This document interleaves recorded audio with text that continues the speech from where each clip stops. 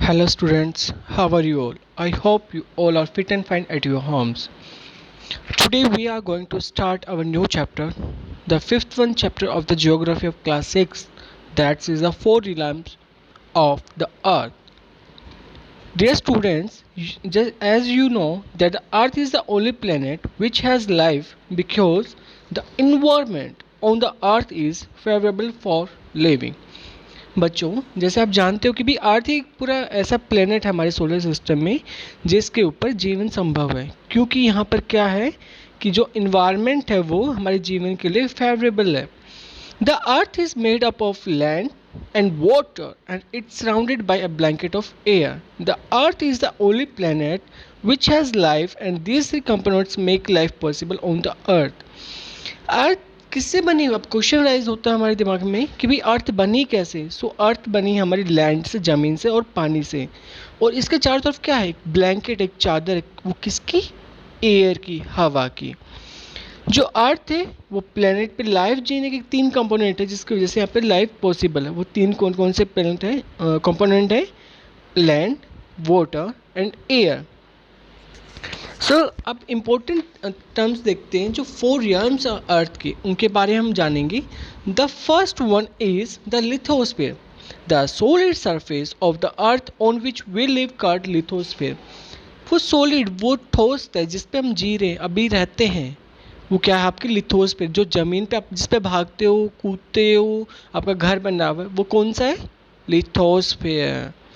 The gaseous layer that surrounded the earth from the atmosphere. अब जो lithosphere के ऊपर वाला जो हिस्सा है, अपर जो पार्ट है, वो आपका कौन सा है? एटमॉस्फेयर है, जिसके अंदर आपकी गैसेज हैं. Atmosphere is made of oxygen, nitrogen, carbon dioxide and other gases. Atmosphere हमारा ऑक्सीजन, नाइट्रोजन, कार्बन डाइऑक्साइड और दूसरी गैसों से बना है. Water covers a large part of earth surface that is called the hydrosphere. कि सर आपने एयर के बारे में बता दिया, लैंड के बारे में बता दिया, अब वाटर कैसे होगा? हाइड्रोस्फीयर. हाइड्रो मतलब पानी. सो लैंड वाले, वाटर वाले इलाके को क्या बोल देंगे हम? Hydrosphere. Hydrosphere consist of water in all its form, for example solid ice, liquid water and the gaseous form of water which is known as water vapour. अब इसके अंदर हमारे वाटर की तीनों फॉर्म आ जाएंगी, चाहे वो आपका वाटर सॉलिड में हो, आइस फॉर्म में हो, लिक्विड वाटर जो नॉर्मल लिक्विड होते हैं, और जो वाटर वेपर जो हमारे एयर में होते हैं, वो भी इसके अंदर हाइड्रोस्फीयर में आ जाएंगे.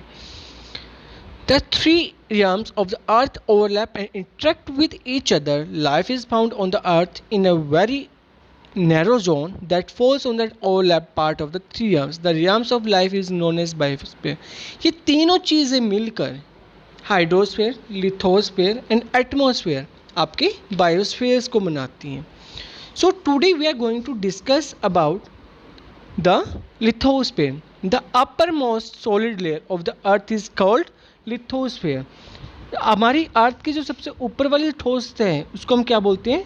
लिथोस्फीयर बोलते हैं. कि आपकी जो ये सतह है ना, ऊपर वाली जो आपको दिख रही है, जो ग्रीन ग्रीन है आपकी, ये कौन सी आपकी? लिथोस्फीयर है.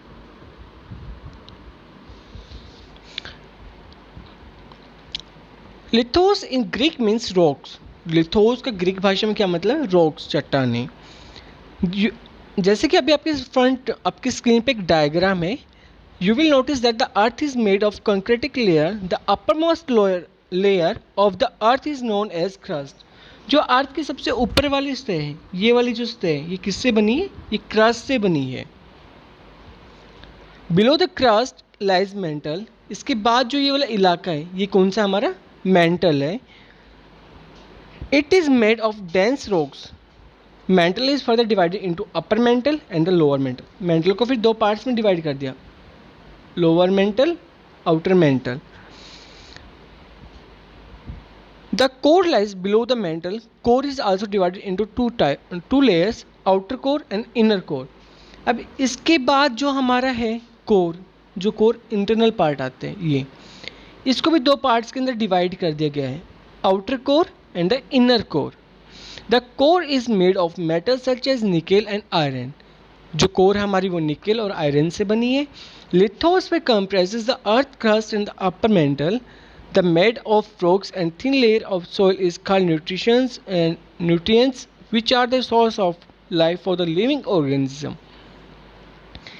ये हमारी इसके बारे में मेन चीज़ें थी। अब इसके बाद जो मोस्ट इंपॉर्टेंट है, जो लिथोस्फीयर में हमें सबसे ज़्यादा लर्न करना है, just look out. About 71% of the total area of the lithosphere is covered with water. जो हमारी कंप्लीट लिथोस्फीयर है उसका 71% एरिया किससे कवर्ड है? वाटर से। And 29% is land. सो 29% क्या है? Land. The large land masses are known as continents, while the vast water bodies surrounding the continents are known as oceans. जो 29% जो लैंड है इसके नाम से जाना जाता है, कॉन्टिनेंट्स के नाम से जाना जाता है, और जो कॉन्टिनेंट्स के चारों तरफ जो पानी घिरा हुआ है उसको किस नाम से जानेंगे हम? Oceans. The oceans are a part of hydrosphere, but the oceans basin are a part of the lithosphere. जो ओशियंस हैं वो किसका पार्ट है? हाइड्रोस्फीयर का। बट जो ओशियंस के बेसिन है वो किसका पार्ट है? आपकी लिथोस्फीयर का। All the oceans are connected which one another. हर एक ओशन एक दूसरे के साथ जुड़ा हुआ है। The level of sea water is known as sea level. जो पानी का जो लेवल होता है, सी वाटर जो लेवल होता है, उसको सी लेवल के नाम से जाना जाता है। द हाइट और depth of any place of the lithosphere is measured from the sea level. किसी भी लिथोस्फीयर पे किसी भी जगह की अगर हाइट मेज़र की जाए तो आपकी सी लेवल से मेज़र की जाती है। The highest mountain peak in the world, Mount Everest, is about 8,848 metres above the sea level. अगर हम वर्ल्ड की सबसे ऊंची चोटी की बात करें जो कि हमारी माउंट एवरेस्ट है, जो 8,848 मीटर ऊंची है, किससे? सी लेवल से। अभी हम अपने सारे कॉन्टिनेंट्स को एक बार देख लेते हैं कि हमारे पास कौन कौन से कॉन्टिनेंट्स हैं। ये एक पिक्चर आपकी माउंट एवरेस्ट की जिसकी हाइट है 8,848 मीटर्स, किसके? सी लेवल के ऊपर। So the first one is Asia. The first one is our Asia. Then after that what we have? North America, South America, Africa, Antarctica, Europe and the Australia. आज के लिए सिर्फ इतना ही था। कल की क्लास में हम अपने हर एक कॉन्टिनेंट्स को डीप से स्टडी करेंगे। Till then stay fit, stay live.